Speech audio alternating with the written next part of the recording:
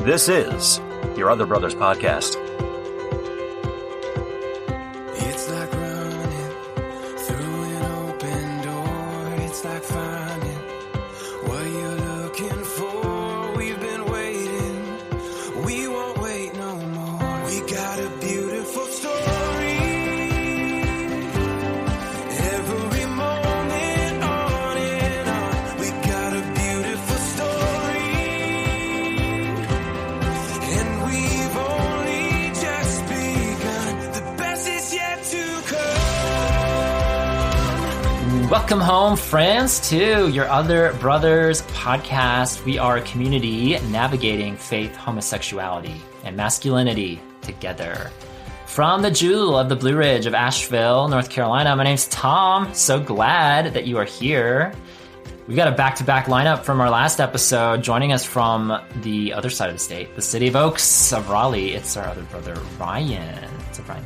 Hey, Tom. Good to see you again. There was such a drought, the joyless drought, as we referenced last time, and now Ryan's back once again. And joining us also once again from the handprint of God of mighty Michigan, it's our other brother, Ben. Hey, Tom. Good to be back again. Good to have both of you guys here as we tie a bow, tie the knot, tie the bow. What are we tying here today? We're finishing our 7-episode series on YOB's 7 values. What a journey it's been, y'all. To start off 2023, kind of felt like a new shiny thing to do. Like, let's just kick off a new year by telling the world who we are, a little bit about who we are, these things that we believe, these things that we value. And I've had such a great time mixing and matching with our podcast crew members, our other brothers contributing to this effort. And today we finish it all with discipleship, which I love. I mean, I'll share the history of it in a moment when we get there, but this value stirs up a lot in me when I look at the landscape of YOB, the journey that YOB has taken from 2015 to 2023, and hopefully much beyond. So we'll see where it takes us. It's funny because, so we did kinship last episode. We're doing discipleship this episode. We recently did our Zoom call with the community on discipleship. And shout out to Daniel, he's been on the ConvoCast a few times. He's never been on the YOBcast yet. But he's been on the ConvoCast a few times. He contributes. He blogs sometimes. He's a leader in our community. Never ceases to put a smile on my face. But on our Zoom call, with our European African contingent, because we have a Zoom call for just that side of the world now, which is really fun. If you live in that part of the world, we would love to have you. They're super fun calls. But he posted in the chat as we were talking about discipleship and kinship and friendship. He posted this just like, he's so quick. That's why I love about him. He's so quick. He posted in the chat, there are good ships and wood ships, ships that sail the sea, but the best ships are friendships. May they always be. I love that. I was like, what is that? I Googled it. Apparently it's an Irish proverb, everybody. An Irish proverb. So there you go. I'm going to get that printed out and hung on my wall somewhere. That was just so great. So yes, all the ships. We're talking about all the ships here today as we finish out our series. I'm so excited. Are you guys excited to take the ship out of harbor today? Oh, yes. Definitely ready to set sail, hoist the flag, all of those things. Yes. All the nautical metaphors. Mm-hmm. Ahoy. That's the extent of my knowledge. Thank you. I was like, I hope I can just get one contribution from one of them, but that works. Grasp the wheel, brace the tiller. Ooh, I don't know what any of that is. That sounds very authoritative. Like you've seen some things on the high seas. I could spout more, but I'm just going to go ahead and leave it there. You're in Michigan. You're surrounded by lakes, like gigantic lakes. So you must have more knowledge of the sea than either Ryan or me. One of the things that Michigan has every few years is the Tall Ships Festival, where they will have ships come in. I forget the name of the channel, but from the ocean, they'll travel up and actually over to the Great Lakes. And so you've got tall-masted ships, including, I think it was a replica of the Santa Maria. So the Nina, the Pinta, the Santa Maria, those 3 ships. So Yeah. So I've gotten to see a few tall ships and walk around in them. It's kind of cool. Flashback to like 5th grade history class or something. I was like, Santa Maria. Wait, I know that. What is that? And then Nina and Pinta. Got it. Got the trifecta there. Very good. Well, you are very suitable for this episode. I'm glad I chose you to be on this episode. Ben, I'm glad. Feel free, y'all, to sprinkle in your nautical metaphors and images as we have this conversation today. I also wanted to ask you guys, like, do you approve of the new webcam? The new webcam came yesterday, and I no longer live in a fishbowl. So this is the first test run of the new webcam. I know our listeners can't see it to confirm, but hopefully I look suitable to you. I can confirm you've never looked better, Tom. Oh, thank you. Thank you so much. Yeah. The fishbowl experience was fun for one time, but I did it with you guys last time on the episode. And then I also did it with, I think it was that discipleship Zoom call with the community. And it was I just felt so awkward the whole time. The way you could see into my closet over there, and I was like super big up front. It was too much. I couldn't deal with that. So we have remedied the situation. Hopefully this webcam will last me a few years. I got some good mileage out of the last webcam. So hopefully this one will get me into the future as well, into the 2020. Let's go 2027. Let's try to get 4 years out of this. We'll see what happens. We don't have any voicemails, but a big shout out again. Last time it was fun to play not just one, but 2 voicemails on our last episode. So if anything that we say today on discipleship, or anything, if you have any thoughts on this whole values series, if anything comes up from what we talked about, are there values that we missed, or are there like subtopics or subcategories of these values that you feel like we just totally missed, that after coming to know Yob, whether you're on the patron side of things on Patreon or not, if there's something that jumps out, I would be curious to hear if there's something that you feel like we neglected to mention or dive into. I'm sure there is. There certainly is. So I would love to hear just about that, about things you enjoyed from the series, things that you may have missed or thought were lacking. So feel free to call our Yob line at 1-706-389-8009, or do as the listener did last time, leave us a voice memo at podcast@yourotherbrothers.com. That also would be amazing to receive from you guys. We have one review that we did a review last time. We have another review to read this time, and I'm excited for this one because, as Ryan and Ben, I would love to get your thoughts on it as people who appear on this show frequently. This was not a 5-star review. This was a 4-star review, which we don't get many of those. It's typically like the 5, or we have a few 1s or 2s, I think, out there. So the 4 one is interesting, and he explains why it's a 4, I think. So I'm going to read it for you guys, and then I'd love to analyze it a little bit with you as well. So this is from JJN. I love the username. It's JJN MacBook Air. So he's letting everybody know he has a MacBook Air, essentially. Shout out to the MacBook Air guy. His title was encouragement for this 4-star review. I've listened to Yob podcasts and read its blogs for years. I've watched Tom as he matures in wisdom and openness. That's sweet. Side B folks are a minority within a minority, so it's comforting to know that Yob offers a place for them to gather, to share their thoughts, feelings, and woes, and to grow in strength and wisdom together. One suggestion for improvement: the content seems to have become light on spiritual content, mutual encouragement in faith, and deeper men's work. Something to consider. Nevertheless, the work done is wonderful, and keep it up. So thank you, JJN, for the honest feedback. I love it. I love giving us things to ponder and chew on and talk about. Any reactions, any first reactions, Ryan or Ben, to the comment, to the feedback? They said it was lighter on spiritual content and deeper on men's work, as in the internal work we're doing to grow as men. Is that the critique? Yes. So the critique is light on, I'll read it again, light on spiritual content, mutual encouragement in faith, and deeper men's work. So all 3 of those areas. So light on men's work as well. Yes. Okay. Yeah. Light on, it's a little confusing. Light on deeper men's work. So like going deeper. He thinks we could stand to go deeper, essentially. Yeah. Men's work, which is kind of this, I don't know if you guys are familiar with that term. Ben, maybe Ryan, I don't know what Ryan's familiar with. Ben, I don't know, you're in like counseling, in the counseling world. Like, would you be able to put a definition on men's work? Is that something that you feel qualified to do? Because I could grab some words out of the air because I've done some men's work, but I don't know if you could, if that's something that's like more at the ready for you. I'm yielding to you first. Go for it. What do you think men's work is, Tom? Let's see, men's work. I think it's like examining past traumas, examining childhoods, family upbringings, examining unprocessed feelings. I think we're starting to get it together. I've done different like groups. Like Ben, you and I actually did this group in Michigan. Shout out. Was that in Michigan? Yeah, it was in Michigan. We did this group in Michigan a few years ago, and like their big thing is doing men's work. So like getting you in small groups and like talking about your struggles, your feelings, which like I think on a broad concept we do in Yob. Maybe we could stand to go deeper per se, but I'm also not a psychologist or a counselor or a therapist, and so that's also something I want to just like know what my lane is, you know.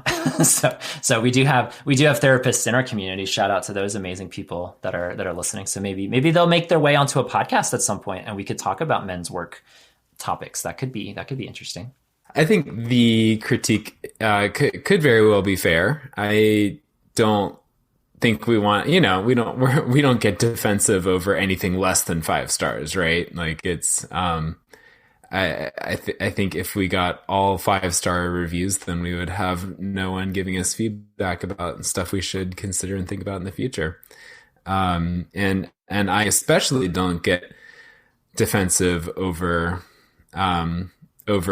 feedback because I don't make the editorial decisions about what we talk about. So I'd be interested in hearing your take on that review, Tom. Yeah. No, like I said, I appreciate the comments and the feedback too. If nothing else, it gives us some stuff to talk about on these episodes.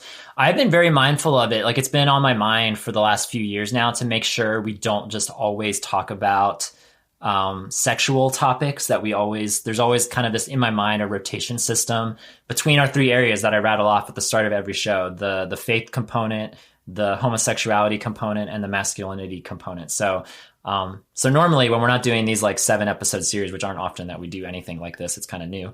But normally if on a roughly 3-episode rhythm or 6-episode rhythm, I try to do like, 1 or 2 topics, and it's not always perfect. Like sometimes we do a spate of episodes that are more tilted toward one of those 3 arenas than others. But I will say like that's something that's on my mind more now than ever before, is just always keeping a good rotation going of those 3. And there's going to always be people that prefer that we talk about sexuality things more. There's going to be people that would wish that we talk more holistically about our masculinity or gender identity more.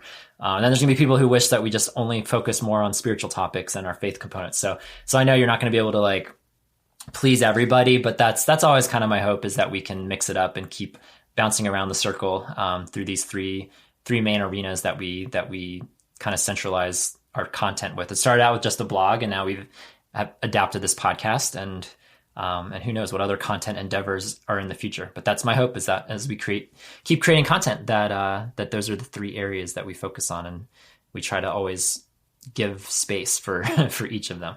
So all that being said, today, discipleship, I think, is going to be very heavily spiritually focused. So I hope that to this reviewer listening, I hope this is a great episode for you and for anyone else that wants to hear more about kind of the spiritual dimension of our community, for all the masturbation, pornography conversations or whatever that maybe jump out more when you scroll through the titles on our feed. I hope this is a good discussion up ahead. And before we dive into our episode on discipleship, big shout out to our sponsor, Ship Wheels, not just wheels, very specifically Ship Wheels, which is the art for our symbol on discipleship. Shout out one final time to the amazing Wesley Ayers, artofatlas.com, who designed all of our value icons. And it's been really fun to just talk about them, kind of give the backstory behind them. But our symbol for discipleship is a ship's wheel with 3 sparrows sitting on the little spokes of the wheel. It's so cute. I love it so much. And again, going back to our kinship episode, it's this image of not just climbing into a boat together, this kinship boat, where you are not alone and there's always room for one more person on board. It's this concept of now taking the ship out and steering it somewhere, going somewhere, setting sail. And so So that's kind of the image for discipleship. And honestly, if I'm going to be honest, when we started our community and we had these 5 values at the time, we did that for a year or two. And when the thought came around to, do we want to update the values a little bit, update our about page, add a couple values, what are we missing? Like, this value in particular was the impetus for me personally to enter into this process, because it's kind of annoying. Like, we had our values, we had our about page. It's kind of annoying to redo it. Like, that took effort, that took time, that took processing. But I had this nagging feeling, and brought it up in leadership calls at the time several years ago, that, gosh, like, if we're just here to commiserate with one another, if we're just here to like to share all of our dirty laundry and tell all these stories, like, you get like a little dopamine rush, and you get a little high from that, of just like being able to vent and be able to read these other stories that are similar to yours. But it just feels like, man, that fire burns out pretty quickly. And if we're not going somewhere, if we're not setting sail, if we're not setting a target, if we're not growing as Jesus followers, like, why are we here? What are we trying to accomplish? What are we trying to do? So, discipleship, when we redid our values from 5 to 7, this was the one that was, like, in my mind, the guaranteed, like, that's definitely one that we're adding this sense of not just you are not alone, but now let's go out together and let's do amazing things, and let's follow the Lord as he's leading us to do. So that is the snapshot of discipleship. The description from our website, if you go to yourotherbrothers.com/values, reads this: while we welcome our spiritual kin into the boat, we do not settle for shared commiseration. We spur one another toward continuing growth in Jesus, creating making disciples as he has charged us in the Great Commission. And that is our theme scripture for discipleship. Go, therefore, and make disciples of all nations, baptizing them in the name of the Father and of the Son and of the Holy Spirit, teaching them to observe all that I have commanded you. And behold, I am with you always to the end of the age. And that's Matthew 28:19 and 20. Yeah, so let's start diving in, because what I found really interesting from our Zoom calls, for those that don't know, sometimes we do our Zoom calls with the community before we record a podcast, and sometimes we do them after. It just kind of depends on the schedule. And what's happened often throughout this value series, the way the schedules have worked for the last few months, is that we've been doing the Zoom calls first, and then we're doing the podcast recordings, which has been interesting because it's giving me things to ponder and things to think about after hearing from 15, 20, 30 people on these 2 Zoom calls that we do with our people across the pond, and then our people on this side of the world as well. So I think something that came up during those 2 Zoom calls that we did is just connotations with the word discipleship. And I'd love to hear from you, Ryan, and Ben as well. But a couple people mentioned this, and I resonate with it too, is that I kind of felt, if I'm just going to be just really honest, I felt disqualified from discipleship for most of my life, because I just felt like, from the context of leading others, or in the context of like discipling, like reading that verse and being like, I'm never going to baptize anybody. I'm never going to like blaze a trail and there's going to be people behind me. Like, that was just not something that I felt I was qualified to do. Like, sure, my own self-discipleship, growing in my walk with Jesus, for sure, I can handle that. I can do that. But I spent most of my life just kind of expecting the church, like, externally to give me the discipleship I need, or provide that for me, without any ownership, responsibility, that I'm also part of said church, that I also have a role to play and people to lead and contribute toward as well. So like, it was really interesting to like just kind of gauge that. And I think sexuality reasons are part of that. I think it's not the only reason, but I think that's definitely part of it, that I felt disqualified, or not as qualified, certainly, as other people that could lead. So that's kind of a little history for me, that this is still very new waters for me, even though I've been doing YOB for about 8 years now. I think that's a whole other conversation too, about discipleship online versus discipleship IRL. Like, there's a difference there too that I'm still sorting out. But what about you guys? Like, what's been your journey with this word, and how it relates to your life, or how it intersects with your sexuality, if it does?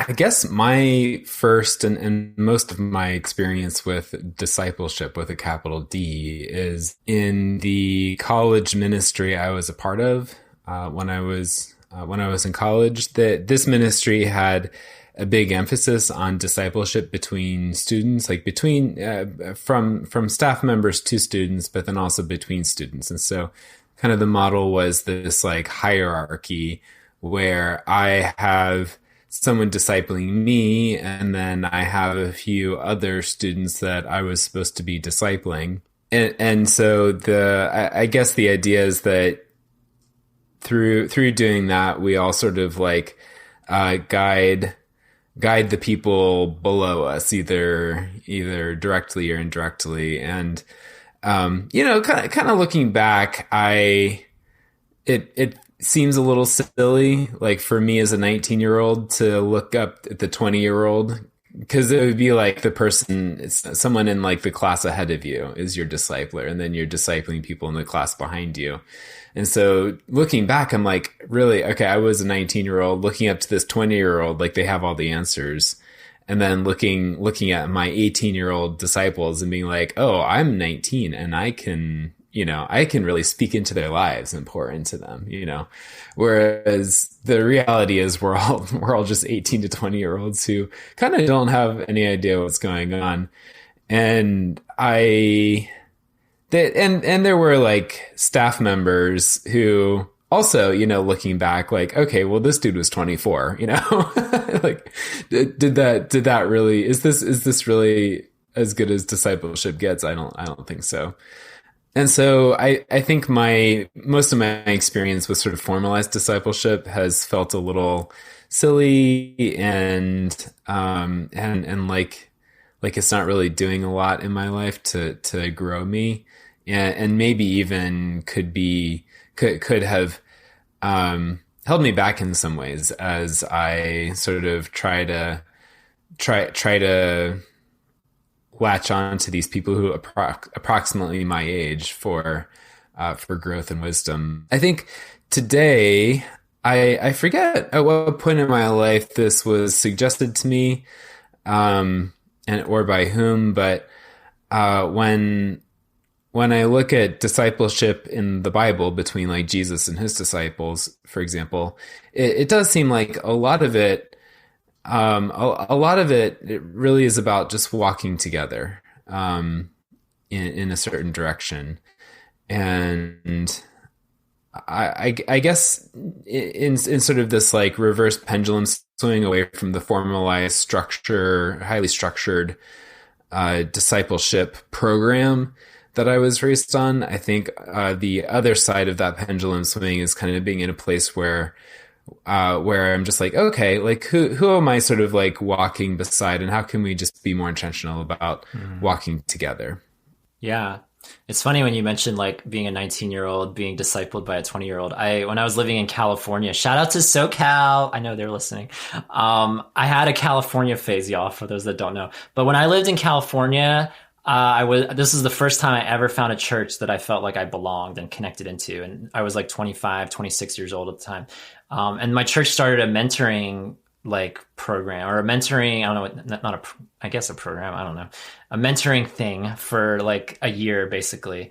Essentially where like you get assigned, like if you want, you could sign up as a mentor or a mentee. The church would match you up like based on what you're trying to get out of it, or what your personalities are like, or whatever. So they did their best to like match people in whatever divine or undivine way, whatever system was that they matched people up with. So I was at a point where I was like, yeah, I would love someone to mentor me, or to use the language of this episode, to disciple me, essentially.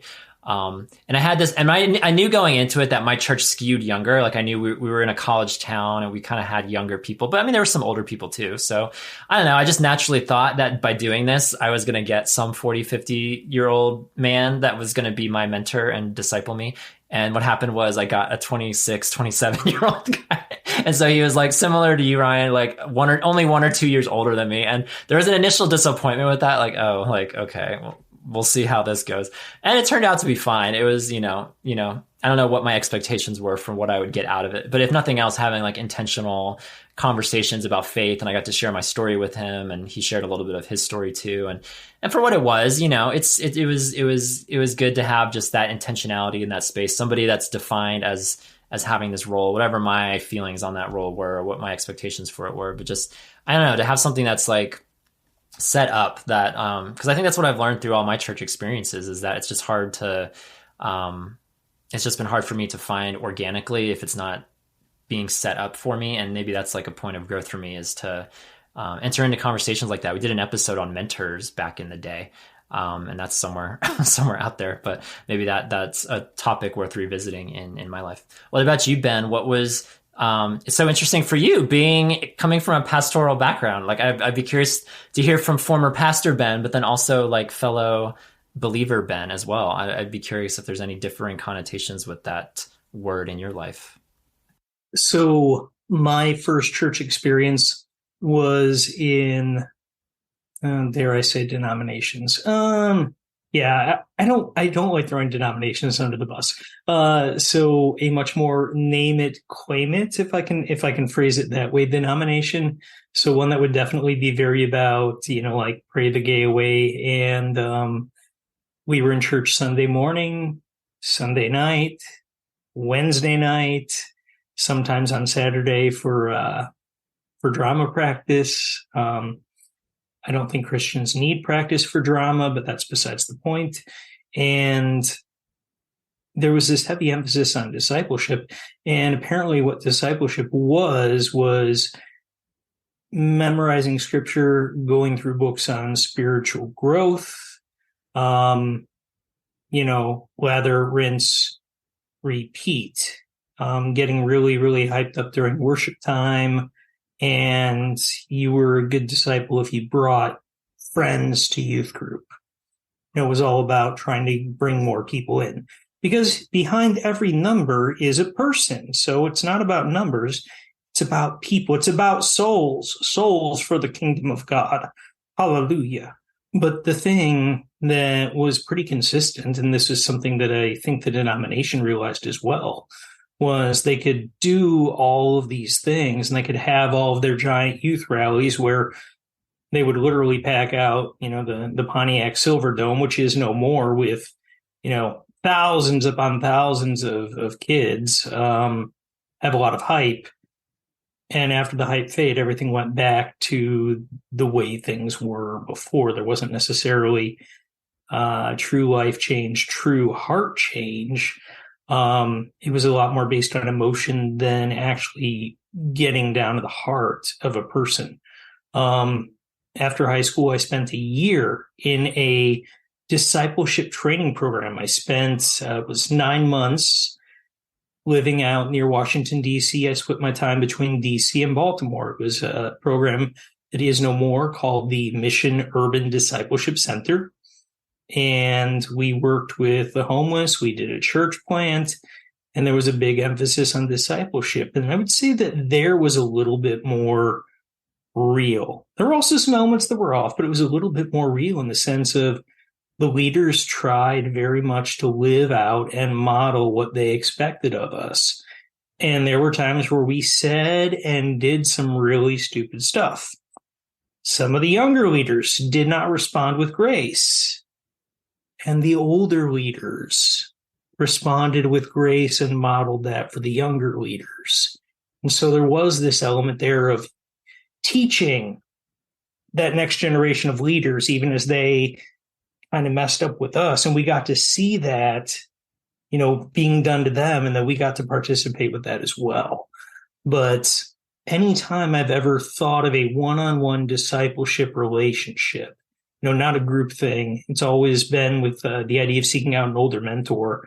And I have not had, I would say, hardly any positive experience with that. I mean, one of the blog posts that I wrote was, when I came out to my senior pastor, somebody that I had trusted to disciple me and encourage me in my faith and my sexuality.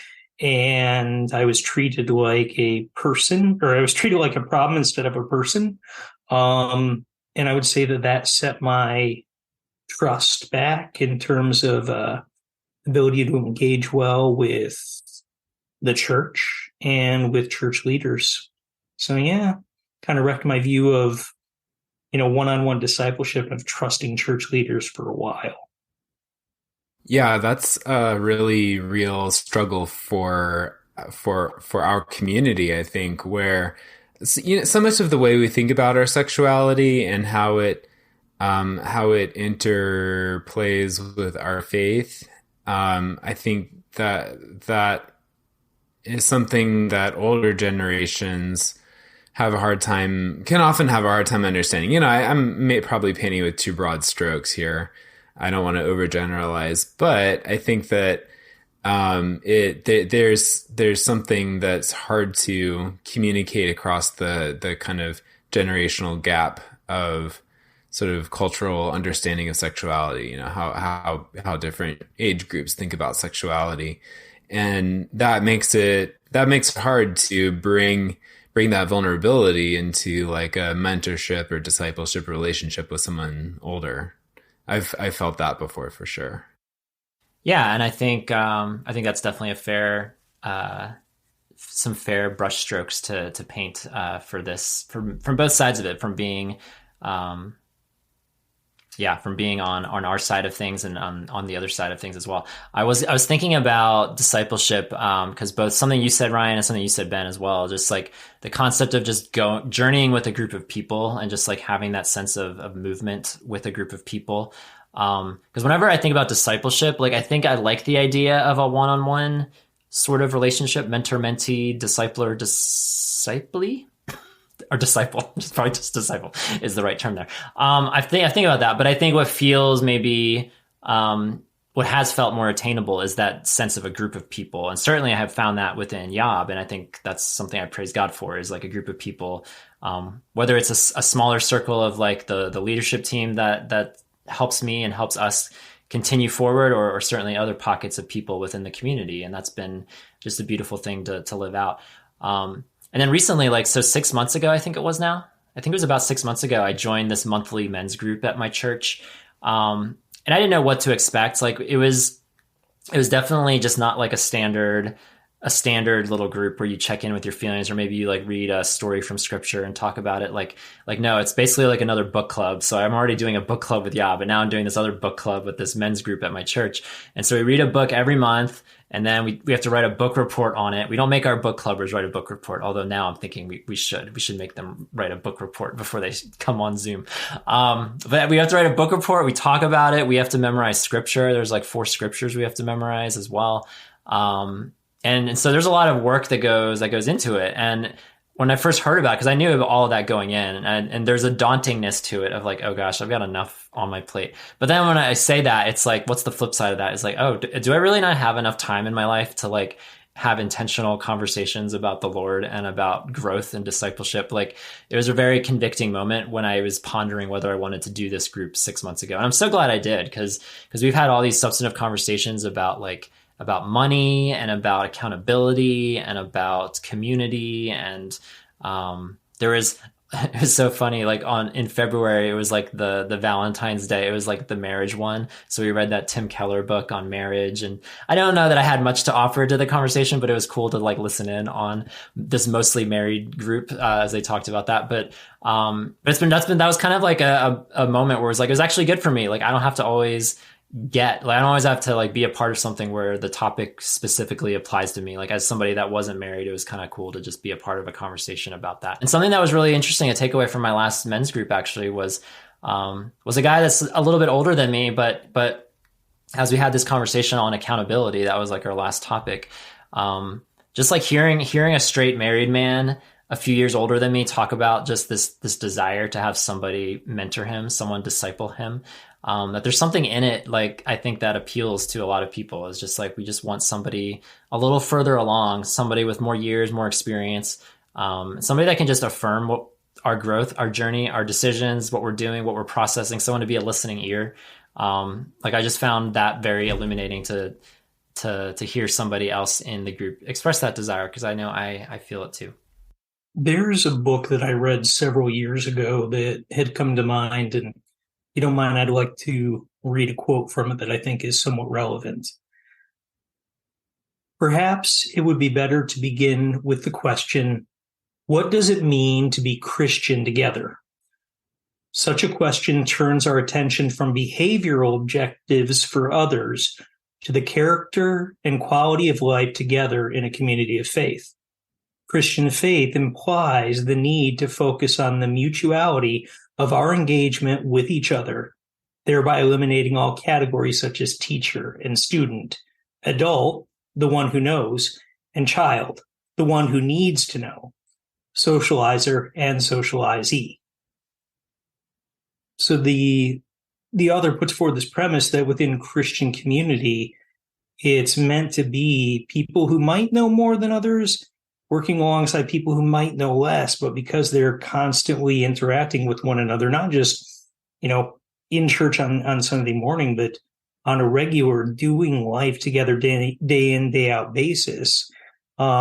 There's constant teaching going, but it's not didactic teaching where you've got a bunch of people sitting down in chairs and one person standing up, at a lectern. It's words, it's actions, it's doing things alongside one another. It's how people choose to respond when they're frustrated. And instead of, lashing out in anger, they're responding with love and grace. When the person's like, I'm going to get hit. Oh, what? I'm being loved instead? Wow, I've never had that before. And truly living out the love, mercy, and grace of Jesus in our actions, not just our words. So that's the basic premise behind the book. And the book is called Will Our Children Have Faith?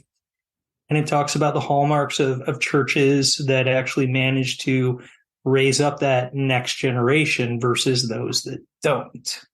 So anyway. Thank you for sharing that. Although I'll be honest, Ben, disappointed it wasn't a Queen Bee Brene Brown quote. But the episode is still young. We've got time. We've got time to that comes later. Get her in. That comes later. Okay. Just making sure.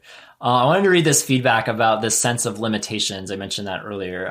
Does anyone feel limited in any way from this concept of discipleship as someone that identifies as gay or queer or same-sex attracted? So here's a comment from someone in our community. Thank you, Yobbers, as always, for your feedback.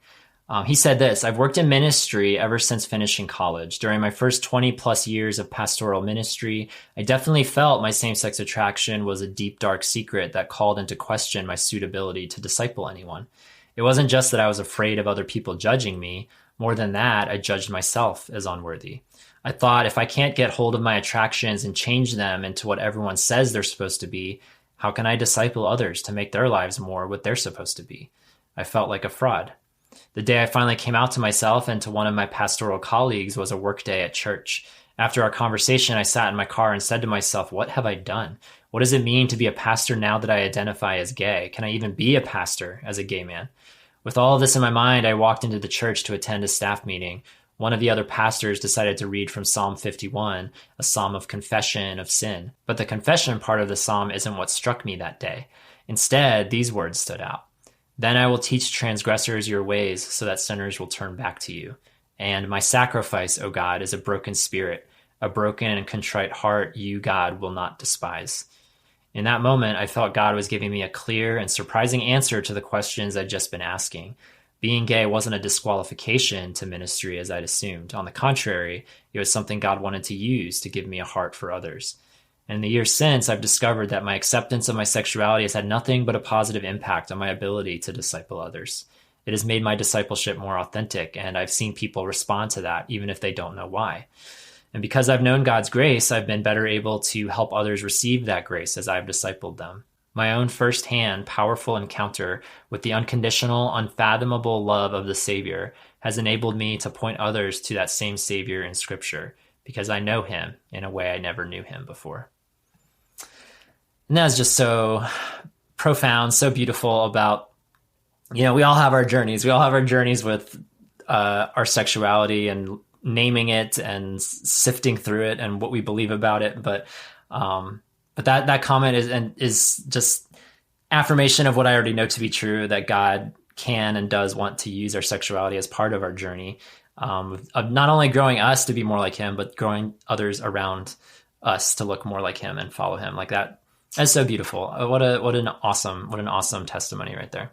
Yeah, I definitely have been in that place and kind of through that phase of believing this lie that because of my sexuality, I don't have much to offer in terms of ministry. Like I don't have much to give. I have to be stuck in this place of receiving, receiving and trying to sort of pull my life together in a way that like straight people apparently don't have to, you know? And so that's something that I hope our community can sort of collectively, continuously, rebuke that lie. If we have so much to offer.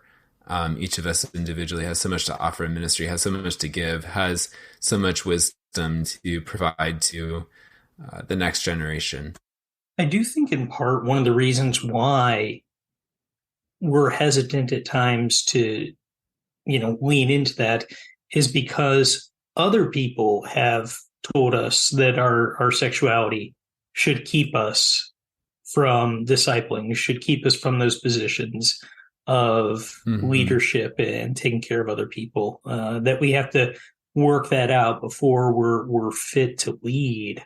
And that's a symptom, I think, of something larger within a lot of churches. And that is, you could call it behavioral checking. You could call it theological checking. Jesus gives that analogy of, the log in your own eye before the speck in the other person. But very often people want to look at our sexuality and go, that's not a log. You got a whole freaking tree growing out of your eye, bro. And until you deal with that, no way should you be in ministry. No way should you be doing X, Y, and Z. And I think maybe we internalize that sometimes and, carry some self-shame there. And that's something that maybe needs to be addressed within the church yet again, that maybe part of walking with sexual minorities is saying, you know what, I don't understand everything that you're going through. I can't step into your shoes and look through your eyes and understand what temptation looks like for you. But I'm going to trust that if you say that this situation doesn't put you into danger of sinning, that you're being honest. And I'm going to go ahead and give you stewardship of that rather than try and micromanage all of your decisions, all of your choices, and everything else that you do. That's empowering. That's liberating rather than constraining. Yeah, and as we're having this conversation, I'm thinking about who's listening right now, because I know we hear from people all over the place, all over the world, and then also all generations, and so I know there are people as young as, maybe even younger than 18. We might have some teenagers listening. We might have, I know we certainly have plenty of millennials and Gen Xers listening. Boomers are out there too. And I think we're always in this different place of like needing more than we can give. Like, and that's not a bad place to be. Like, we're just going to naturally be in places where we need to receive. Like, we don't have much to give and we need to receive, and that's totally fine. But then the flip side of that is too, that I think, the Great Commission is still the Great Commission. It's still there. And it's something that I just have felt perpetually as Yob continues to grow and as we continue down the road. And as I get older and older, I just turned 36, y'all. I've joined Ryan in the 36 club as we have this episode. It's like, it's a great age. I love the whole day I've been in it already. It's just like, it's more on my mind, I think, than it's ever been. It's like, okay, like, yeah, my receiving and having someone pour into me, and that's really important. But the older I get, there is that concept of like, yeah, am I living out that charge that Jesus left us? And where could I take a step into that direction? And this bridges into the next question really well, as we talk about how do you actively practice discipleship with others, or where have you felt convicted to?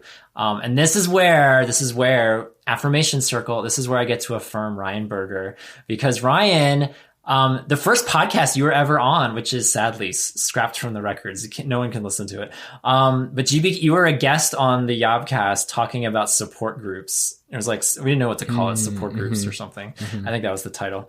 Because you had just joined a few months ago, and we're like, who is this guy with the amazing hair in this Raleigh city? And he's leading a group at the time for other sexual minority men, like for non-straight men. And I was very intrigued by you and like what you're doing over there, because when I moved to Asheville, Yob had been going for not even a year, I think, when I moved to Asheville.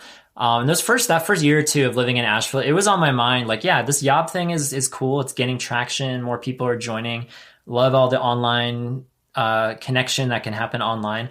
And kind of just this growing desire to like how can that be translated to like a church environment to a local, to a community, to a city, to a region? Like, how can that be lived out kind of more face to face versus screen to screen, which can only accomplish so much. And it was really like hearing about you, and you were on that episode and you talked about your group a little bit and your journey with leading this ministry and conversations you had with your church leadership and everything. And it's like, there's no doubt in my mind that if I hadn't have met you, or I hadn't like seen somebody else doing it, maybe I would have met somebody else at some point, but Ryan's directly responsible. I'm just going to say it now for me, like deciding to go to my church and talk about a group here in Asheville that I started a couple years ago. And we've been going for 3 years now, and it's waxed and waned, just like I'm sure Ryan can attest his own group doing, waxing and waning. And so it's been interesting to just see the different seasons of it as people come, people go. And, but just to have an active like thing on the calendar to like gather people together, and to talk about sexuality issues, but to talk about faith issues as well, and where the intersection of those two things are. Like, it's just been such a beautiful process. And so I just wanted to let you know, Ryan, if you didn't already, that yeah, you've just had such a role to play in the discipleship that I'm experiencing here in the Jewel. Thanks, Tom. That's so good to hear.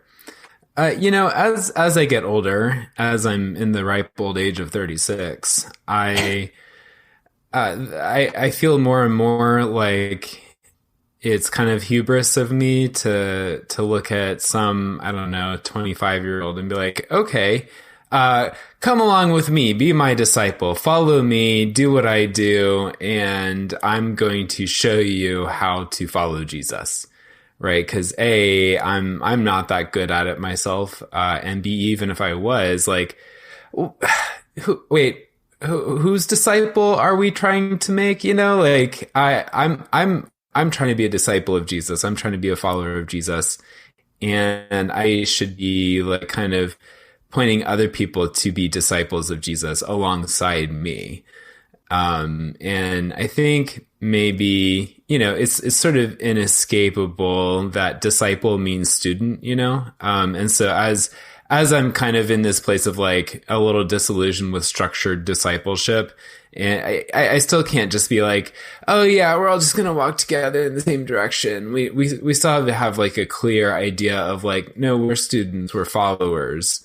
We're learning from somebody, but I think that someone is Jesus. Like, we're all sort of like we are all walking together, and we are disciples. We all are learning together. And I think for anyone listening who's just not sure, like, can I really disciple someone? Can I really mentor someone?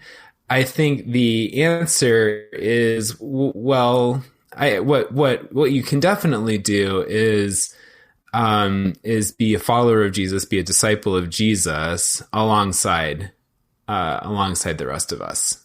And in that sense, we are all sort of like being disciples together.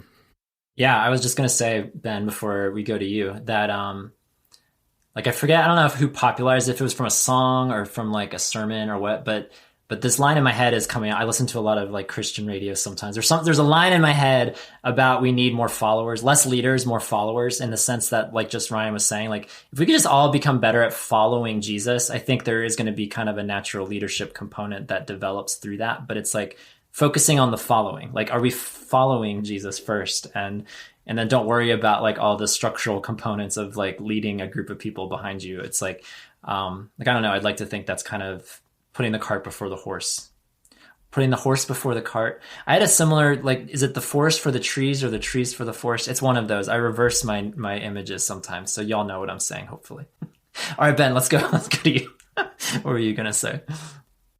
It would be interesting to see how this would work. But within our own community, we talked about how do we do discipleship more. It's been one of the questions. And I ran across something in one of my classes that I actually kind of wonder if it wouldn't be a way to do this even across distances.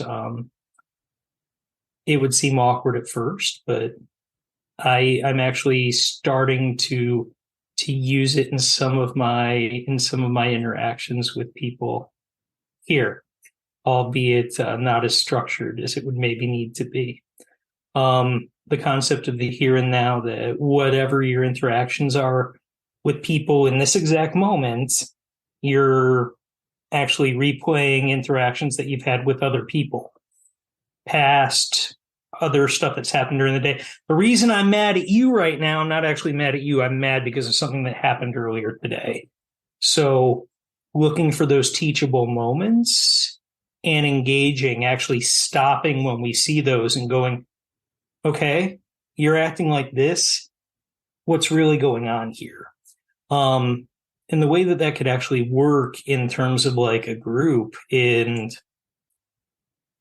I've talked before about the prayer of examine, which is, at the end of the day where you ask God, what were opportunities that I missed today to glorify you, things that I could have done better. And we look back, and part of that is looking at, okay, what was my attitude? What were my actions? Bringing those before a group of other people and saying, hey, here's what happened today. And I realized I did this and this and this. And being able with a group of other people to even look at one or two of those things and them asking, okay, is that action, is that really what was going on, or was it something else? Diving into conversation about head and heart motives and pointing one another back to Jesus, building one another up spiritually, addressing some of the stuff that's, down in our hearts that maybe we need to unroot. So, yeah, I'm background processing a lot of different material from a lot of different places, but I'm actually getting really excited at this like intersection of former career, current career, and what this could look like lived out. So it's cool. He's smiling so widely, everybody. You can't tell, but there is a gleaming smile from Ben just now. And yeah, this whole concept of like the examine and like pondering, looking back on our days, wondering why we did what we did, or just recounting where we fell short or what we did great. Like a lot of that, it just made me think about our conversations about the Enneagram and about like Strengths Finder and Myers-Briggs. Like we talk about that pretty frequently in our communities, certainly off the podcast, but it makes its way onto the podcast too. But I think that ties into it. It gets nerdy and it gets a little silly sometimes when we talk about, we did this big summer-long series last year about the Enneagram, going and talking to all the different types. But I don't know, just like this whole focus on personal growth, this focus on self-awareness, one like consciously considering why you do the things that you do and what you're motivated by, which I think so many, I'm just going to call out men in general, paint the broad brushstroke that Ryan did earlier. Like, I just think so many men have no idea why they are the way that they are, what they're doing, or behaving the way that they're behaving. And I think that's such a hallmark of our community that I'm so proud of, is that I think there's such a desire for personal growth and self-awareness. And that can be apart from Jesus, and that can be apart from Christianity. But as believers, like, it's to be able to bring that into our faith and into our journeys, like, I think is a beautiful, beautiful little subsection of discipleship, and how we're all learning from one another and how we're following Jesus in our separate but the same ways as well. Well, just thinking about this conversation Jesus has with the disciples, and he says, who do people say that I am? Some say John the Baptist, some say the prophet Elijah.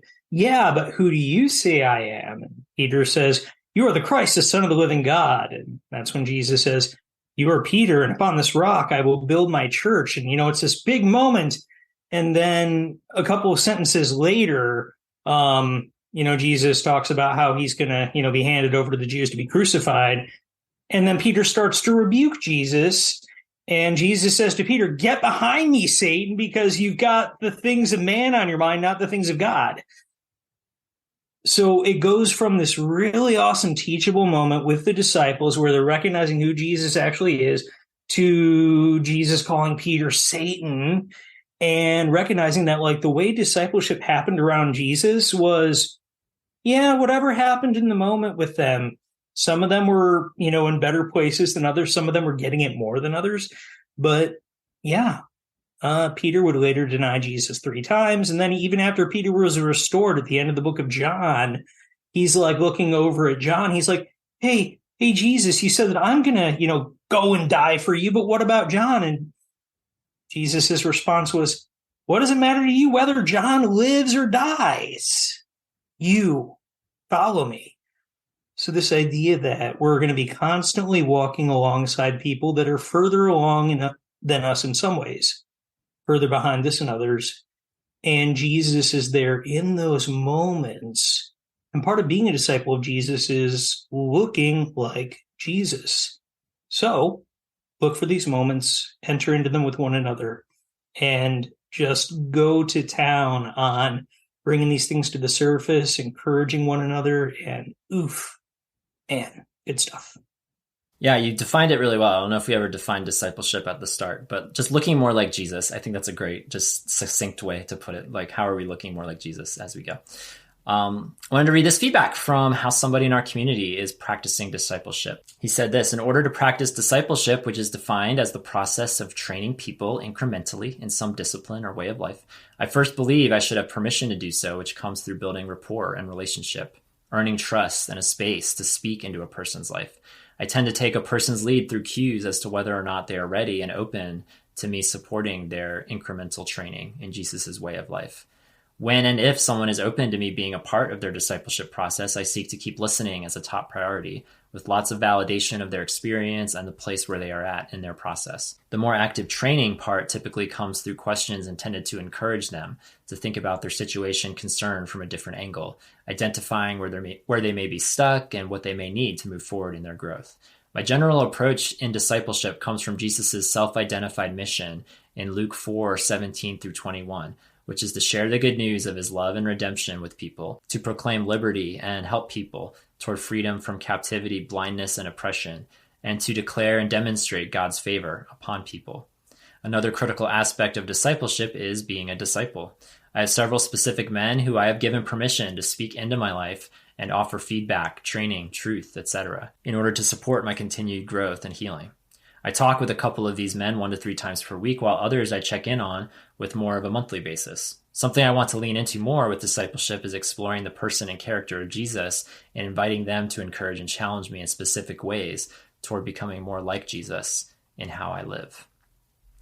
That is such a beautiful comment that is also like super convicting because I love that. I'm so happy for this person, like having that like intentionality, like you put numbers to it, the frequency and the number of people. And I know that that's just something in my life that is lacking and that I need more of, just kind of a more, like that was actually something at the men's group I attended last week, is like, who do you have that you've given permission to like call you out on things. And that's a scary place to be, to like say, okay, I'm opening myself up to criticism, and feedback, and, you know, all with the intention, of course, to support you and encourage you. Of course, it's not just like to find your flaws and point them out, but, that's like, it's a dangerous place to be, but it's a place I want to find, you know. I don't know how you guys feel about that, if you have that in your life, or if you want that even, or what you feel as you hear that comment. But I know it stirs up a lot in me. Having people that have earned the right to step in and call me on stuff is huge. And I've got a few people like that in my life.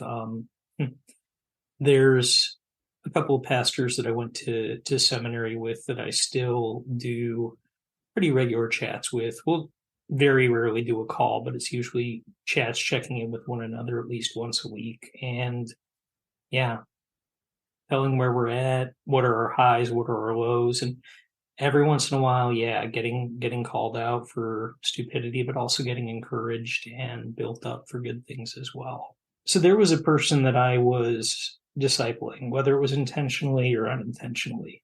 And this is back when we were doing foster care. And one of the kids did something, and it was a childhood curiosity thing. They didn't intend for what they did to cause the amount of angst that it did. And it was one of a series of things that had happened that day. And I snapped at one of the kids. And this person who I had ostensibly been pouring into and discipling had a look on their face, and I asked what's up, and they said, can I talk to you for a minute? And they pulled me aside and said, did you have to yell there? Because she was terrified of you, and she didn't mean to do anything. Sometimes the person that's in the greater, and I put air quotes around that relationship, is going to be the one that needs to get called out. Sometimes it's the one who's in the lesser relationship who actually has to step up and go, you were wrong here. And in this instance, that particular person had their own stuff with people in positions of authority that had abused their power. So it was something they were very aware of. And I would say that as a result of them calling me out, I was much more aware of tones that I used, much more aware of being patient with the kids. I was a better dad for them calling me out on it. So regardless of what position somebody is in, whether that's, as the discipler or the disciplee, whatever, be humble. You're not going to have all the answers, nor is the person mentoring you going to have all the answers. Be willing to learn from each other back and forth. Be willing to admit when you are wrong. And I think part of that as well is having the kind of community that when someone is wrong, it's not about tearing the person apart for them being wrong. It's about building them up to look more like Jesus and restoring them and walking alongside them. And that's what I got to experience. That was awesome. Discipleship is simply becoming a disciple. In Christian terms, it means looking more like Jesus. I like how Dallas Willard put it. Discipleship is the process of becoming who Jesus would be if he were you. For most of my life, sadly, I've always treated discipleship as a personal, private matter. What time I wake up, how long I spend in the Bible, how many times a day I pray, whether I fast here and there, certainly going to church on a regular basis, and otherwise checking all those boxes, whether anyone sees them or not. And more often than not. It's only been in these years of co-founding Your Other Brothers and finding intentional conversations with people all around the world that I've started to see discipleship through a whole new lens. Because where I was once isolated and cut off from my peers, especially my male peers, I can no longer say that's the case. I'll be honest, it's felt very Jesus-y in the sense that he found 12 men to start following him, and they all learned together what it meant to follow Jesus. I feel the same way now about our community, 12 times 12 times 12, after nearly a decade of finding one another, learning each other's stories, and finding the commonality of a Jesus, a brother that we follow.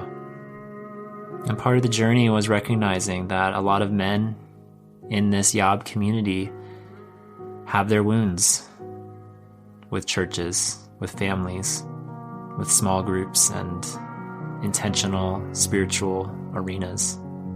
It made sense for the first couple of years of our existence for there to be a lot of venting, a lot of frustration with the church, a lot of anger and pent-up emotions. And I'm so glad that our blog, our podcast, our Zoom calls, our social media places to connect were opportunities for people to let those emotions out, for there to be a safe place to field those emotions.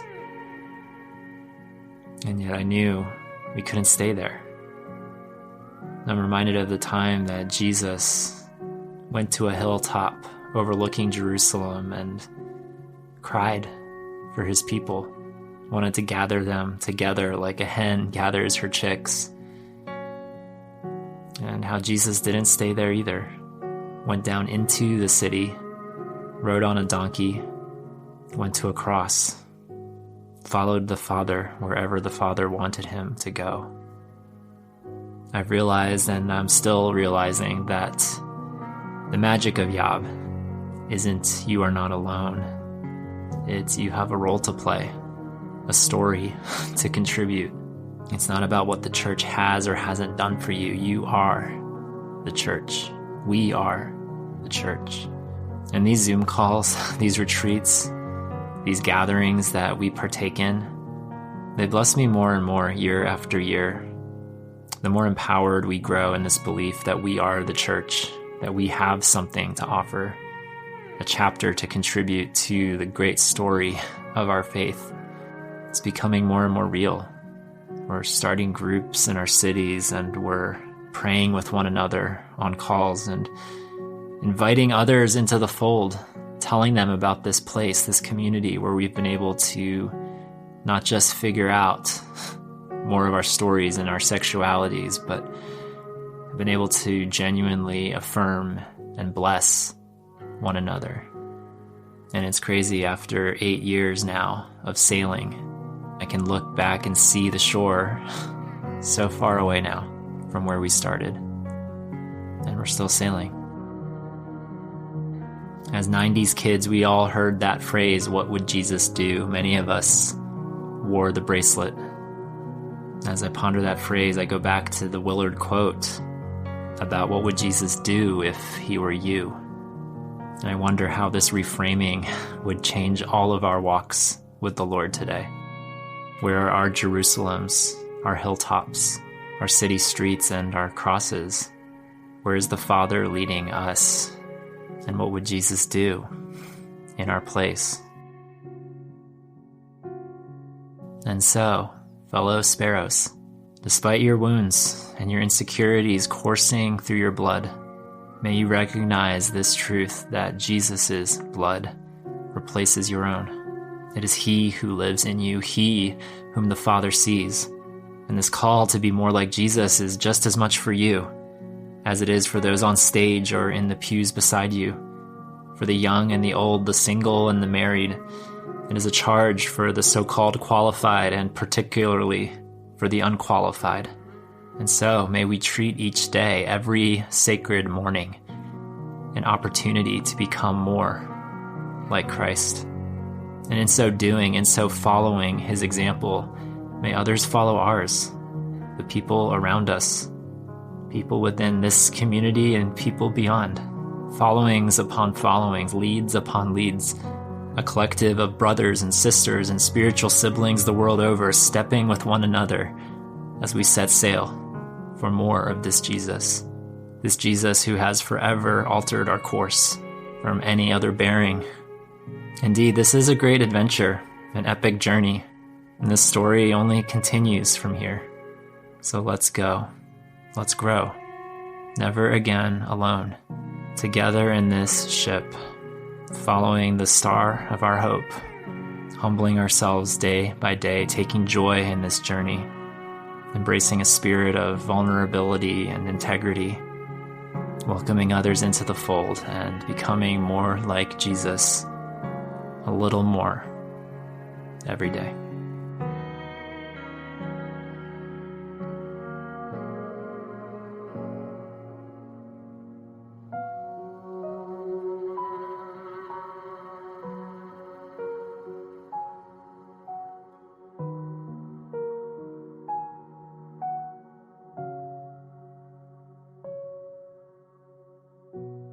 Well, I'll be honest, discipleship isn't a topic that I just get really excited to talk about, but I still feel like we had a really good conversation and got me thinking about some new applications for myself personally, but also for our community. It was such an enthralling conversation that we lost one of our members. Ben is no longer with us. He couldn't take it anymore. He had to sign off. Ben had to get to some things, but Ryan and I are finishing this out with everybody. And I loved it. I love this whole series, just getting to peel the layers back a little bit on who we are, and just describing all of these different qualities of who we are, talking about retreats along the way, because those are definitely real world applications of these values, I think, when we gather for those retreats. But then from the Zoom calls that we have with the community to our Discord postings and the blogs and the podcasts, everything that makes up Your Other Brothers what it is. Like, it's been fun to do all this. And discipleship is such a cool value to end on, because it remains, it's like a ... of like, okay, now what happens next? Where do we go from here? And It seems like every year Yob is around, we add on something. We're doing something different every year. And so it's, have some ideas of what might happen this year, but we'll see what happens. And I'm excited to keep journeying alongside all you listening and everyone involved in our community. If you have any thoughts on discipleship, and I know you do, please go to our podcast episode page, yourotherbrothers.com/podcast. Find the episode 107 post on discipleship and tell us, what do you feel? What do you feel when you hear that word discipleship? What do you feel about the concept? How do you practice it? How do you grow in discipleship? And then how do you help others grow around you? I would love to hear whatever stories, whatever experiences, whatever people come to mind. And you can also call as well, as aforementioned, if you would prefer to do it that way. Thanks to Ship Wheels for steering this episode in all the right ways. We set a course, we stuck with it. Didn't have as many nautical metaphors as I was hoping for throughout the episode, but we stacked them in there at the beginning, right? We tried. It's I gotta admit, it's not my strong suit. But at least we did. At least our ship didn't sink. Mm-hmm. Does that work? Sure. Our ship stayed afloat. Yeah. The only thing that comes to mind now is port and starboard. Do you know the difference, Ryan, between port and starboard? One is the left side of the ship. The other is the right side of the ship. I couldn't tell you off the top of my head which is which. Yeah, I was told that if you just remember that port is 4 letters and left is 4 letters, then you're set. I don't know if this information will ever be useful to you if you're ever on Jeopardy, or I don't know, whatever the situation would want. Or if you're on a ship in the middle of a storm and someone yells to the port side, then you would know maybe what to do. But there you go. Take that for what it's worth. That's my last discipling words for all of our would-be sailors out there. Just know port is left. Starboard is right. This is fun. People have been asking what's happening now. Like, what do you do after you do the 7 values? And the honest answer is I have no idea. I have no idea what the next topic is going to be. I do know this. I do know the podcast, or at least the YOBcast anyway, is going to take a little break to reset. It's stockpiling like crazy. I have all this bonus footage for those that have heard of this alternate show that we do, the YOBalog. I have so much bonus footage for the YOBalog, and so I know I need to sift through that, and I need to get that out of my life. And this is a very positive connotation. It needs to get out of my life, though.